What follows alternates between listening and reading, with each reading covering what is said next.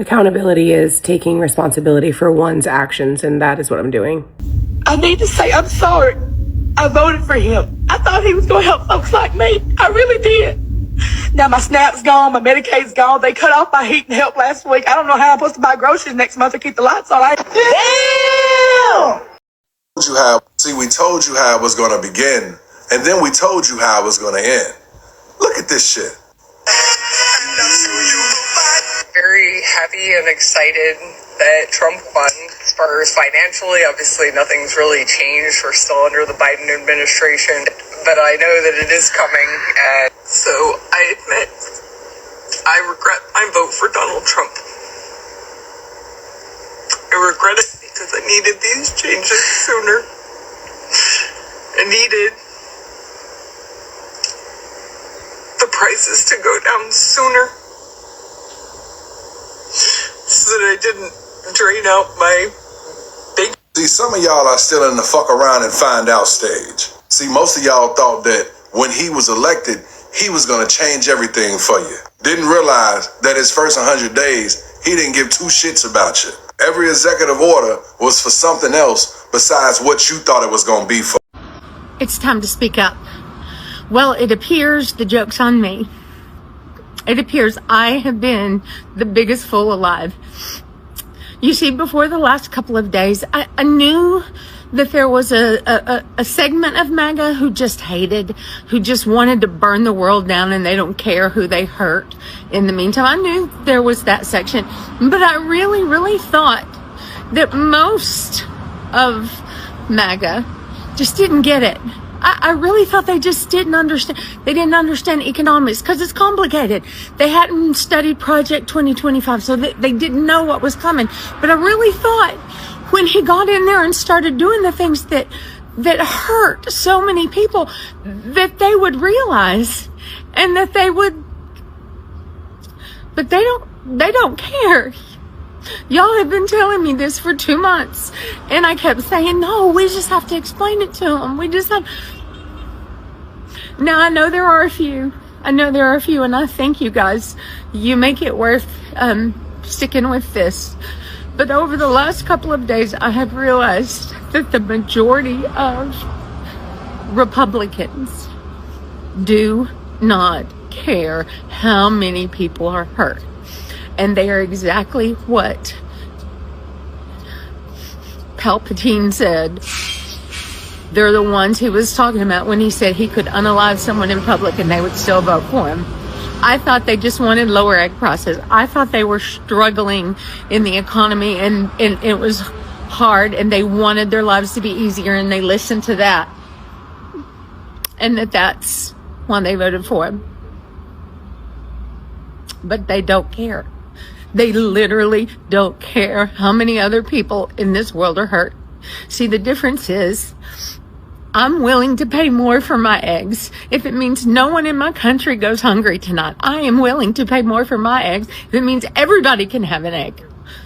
But they really don't care. And I am heartbroken that so many in my country don't care. That so many won't go love their neighbor. But I want to thank those of you who are. You're the ones keeping me going. Go love your neighbor. Anytime I hear Michelle or Barack Obama speak, I feel a deep anger. And it's not what you think. I feel a deep visceral reaction to my shame and guilt and just overall FOMO, because I had 2 opportunities to vote for him. And both times I leaned instead on my ignorance and pride and overall, I'm a Republican. And I didn't get a chance to be part of, first of all, voting for arguably one of the most successful presidencies in our lifetime. Second of all, just the collective effervescence, the hope, and overall just goodness that they stood for. And now, more than ever, I am feeling the magnitude of that. Because mark my words, I promise you, if you are or already have voted for Trump, you will experience this visceral shame years down the road. Because we are facing 2 realities. The first reality is that you vote for Trump and it works and he wins. The second is if you vote for Trump and Kamala wins.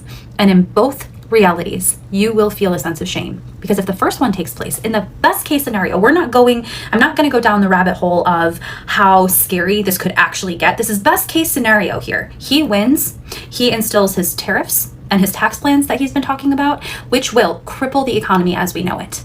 The things that you buy today on Amazon, more than likely, they're all coming from overseas. So expect to pay up to 20 to 60% more for everything that's in your current Amazon shopping cart. That is facts. Second of all, if he does go through with his mass deportation plan, that will decimate our economy. I'm not even going to waste my time talking about the rights that will be taken away from women and marginalized communities, since people that are voting for Trump clearly don't care about that anyway and only care about their bank accounts and immigrants, evidently. Remember, these are all best case scenario here.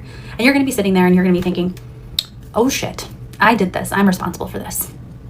Then the other scenario is that you vote for Trump and Kamala wins. She's going to create an economy that's going to embolden the middle class to buy houses, start businesses. She's going to put restrictions on the corporations who currently today, they're the ones that are scooping up all of these single family households the second they go onto the market, and they have cash. Why do you think the market is so distorted right now? It's because it's unnatural. Corporations are one of the number one homeowners in America because they snatch homes up and then they sell them at a profit, which just then jacks up all of the pricing around in the areas. So Kamala's going to put restrictions on that. She's also going to put regulations as far as your grocery bill and your utility bill and just all around cost of living needs that we have. She's going to put regulations on basic goods for that.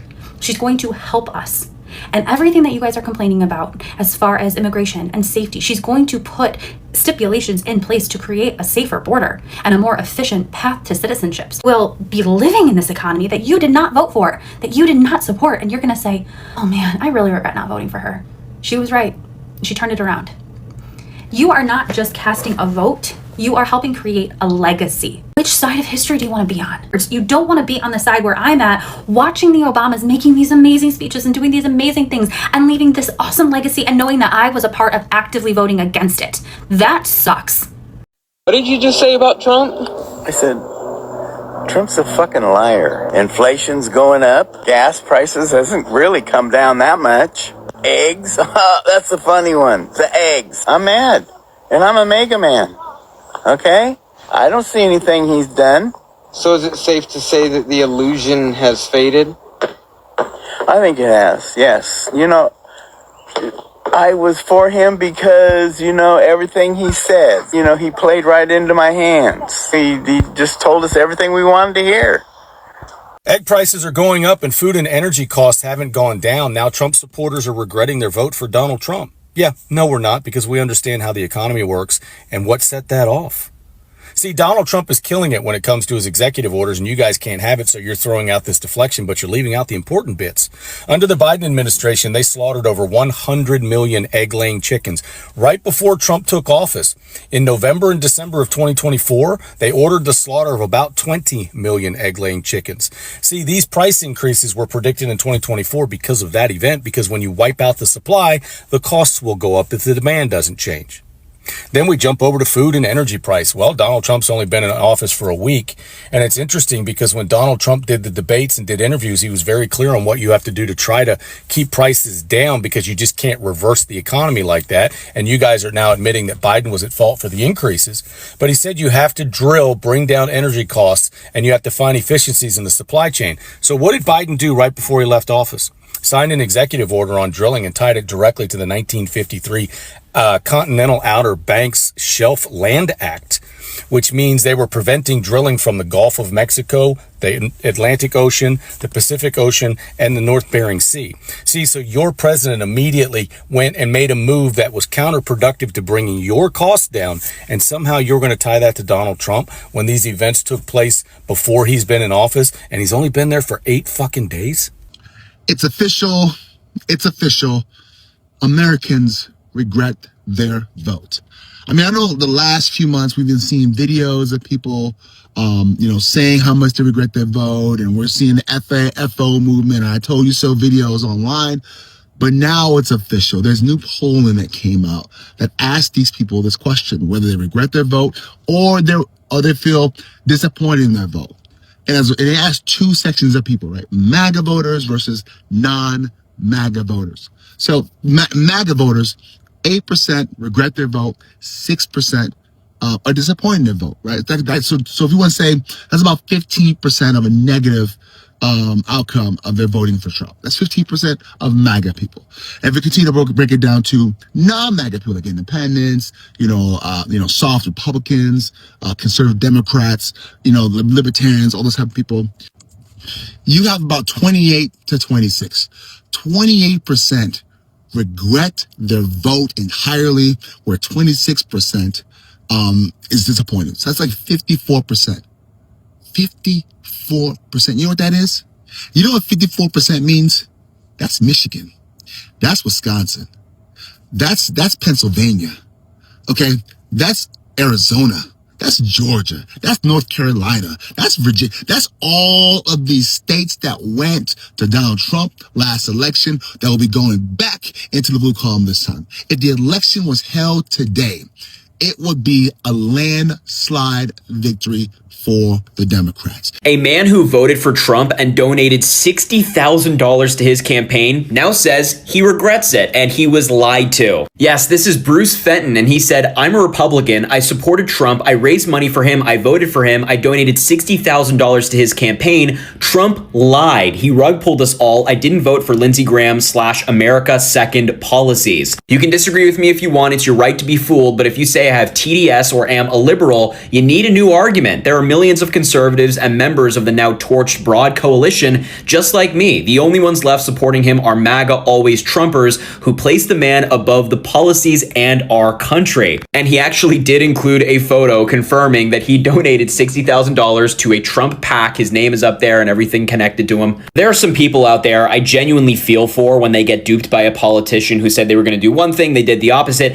This guy is not one of them. I mean, he went out of his way to support Donald Trump. He's in the business sector. He donated 60 grand that could have gone to a charity or something like that. And now he feels lied to. He feels rug pulled. If he wants to right his wrong and apologize to everybody in the United States and around the world, quite frankly, he can donate 60 grand to the Democrats, 60 grand to charity. And okay, y'all. So the Venezuelans in Florida are upset with their dear Trump. Y'all surprised? Because I'm not surprised.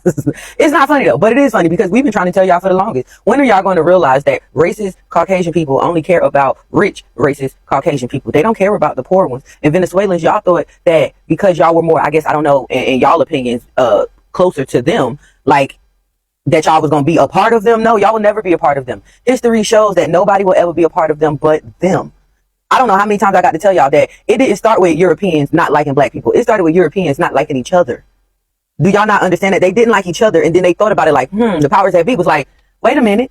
If we too busy going at the people that look like us, and y'all need to take a page out their book. They literally did not like each other. Just like how y'all always want to talk about black on black crime. There's Hispanic on Hispanic crime. There's also Asian on, there's a lot of crime, period, across the board. But take a page out their book and just listen to me. Feel me just a little bit. These people said, why am I going to beef with my people that look like me, when I can create this false narrative that it's us against them? So now when it's us against them, really, I have the numbers now, because now I have the Germans, I have the Italians, I have like just all the different European people put together. They outnumbered us, and that's how slavery happened. Do y'all not understand that? That's how they was able to, all of those wars and everything, they came together. Do y'all hear the message? They came together. It's okay if y'all don't want to come together with us. That's fine, because I know a lot of my people gonna be like, we don't want to come together with y'all, because we've been telling y'all for years that just because y'all vote for them and they like to laugh with y'all, they don't really mess with y'all. And the moment that man got in office, he told y'all, and now they down in ISIS down in Florida trying to get rid of y'all. And y'all just like, oh no, why? It's me. Y'all voted for this. Literally, I just watched the people that made the song, I will vote for Donald Trump. Y'all crying now. But y'all was so happy to vote for this man. Why would y'all? History almost always repeats itself. So why would y'all think that these people cared about y'all? Like, what in y'all mind made y'all believe that? I don't know. Maybe it's me. Y'all, I don't get it. I don't understand why you thought those type of people would care for y'all. It makes no sense. January 6th taught y'all nothing. They don't care about nobody but themselves. Okay. Florida has always been a land of contradictions. Alligators and retirees, hurricanes and sunshine, Disney castles and swamp water. But here's a new twist. MAGA country's favorite playground is broke. Yes, broke. Under the very same Trump administration that Floridians helped put back in the White House, they're now struggling to afford eggs, rent, and gas. You couldn't script irony this sharp if you tried. Florida is so broke right now, people are literally financing their groceries like a car note. Florida has officially turned into the second most financially distressed state in America. Of course, only Texas beat them out. When I saw it, I thought, dang, Florida and Texas are in competition with each other to see who can treat their people the worst. See, here's the wild part. A new study found that 25% of Floridians are financing their groceries groceries using buy now, pay later. You heard that right. Loans. We finance cars, homes. Some people even do it to furniture. Now it's chicken wings, bread, and milk.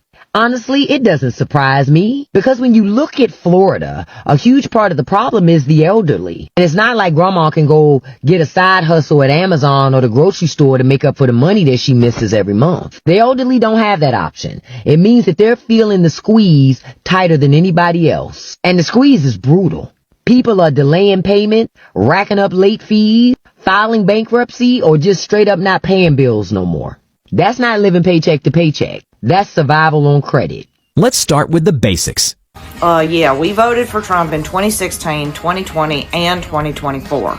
We live in the Florida Panhandle, and we thought that this would be good for our business. But we're finding out now that we were wrong, and I want to publicly say that we are regretting our votes at this point. My husband and me own a construction company, and we literally do not have workers anymore. Most of our workers are from Mexico, and they're good, hard workers. I talked to a few of them, and they said they were just too scared to come back to work because of all the raids. Our construction company's likely to go out of business now, and we don't know what we're going to do, but we're never voting for a Republican again. Ron DeSantis and Trump have been passing laws that negatively affect our business, and I just want to say that I'm sorry for voting for him. I grew up Republican, and it's all I've ever known, but now I can see that me and my whole family have been very wrong about this. So we hope that 2026 comes and we can take back the House and the Senate and stop him from what he's doing. I'm really scratching my head because I voted Republican, and most of us in the fishing industry did, and we're not seeing the positives come out of it, why we voted that. This pro-Trump business owner in Florida is finding out the hard way. John Wong runs a small grocery store in Florida. His family started it back in 1983 after immigrating from Hong Kong. And for decades it thrived, a local staple for Asian ingredients in Manatee County. Then, Trump got elected, and everything changed. But don't feel too bad. John supported Trump. He believed the promises. Lower grocery costs, better trade deals, help for small businesses. Instead, Trump's tariffs crushed his store. Most of John's inventory comes from China, the Philippines, and Vietnam, the exact countries hit with massive tariff hikes. He used to pay $2.75 for a box of Mabo tofu sauce. Now, that same box is $5. Every shipment that arrives, the prices go up. Again. He's tried to not raise prices on his customers, many of them elderly living on fixed incomes, with one of his customers now rationing a can of sardines just to get by. John's store has been around for 43 years. Now, it's barely hanging on. And the worst part for John? He voted for the guy who's directly responsible for driving it straight into the ground. John told reporters, "Is there any future? Is this the American dream? Hey John, this is the dream that you voted for. So have fun with it." And so, Donald Trump supporters, many people who supported Donald Trump, they are regretting, they are crying out. And now my question is, who the fault is it for? Who is to blame for all of this? Because you find out that many people warn you guys, voting for Trump is not going to bring the change that you guys think it's gonna be. And some people ignored. And right now they are crying, okay? Some people are crying. Some people are saying like Kamala Harris is a lady, is a woman. There is no way we can vote for her because we don't trust her, And some people are like, we believe Donald Trump. First time he did a good job.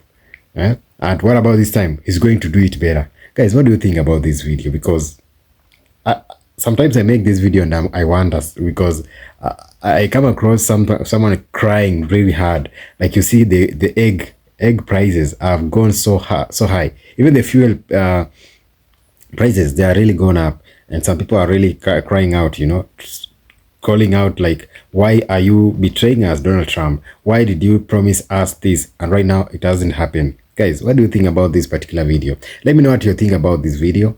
And I'll be happy to read your comments down below here. And remember, this video is for educational and creating awareness. And all credits belong to the original creators of this video that we've just seen. So I'll be ending here. See you guys in the next one, guys. See you. Bye bye. Subscribe.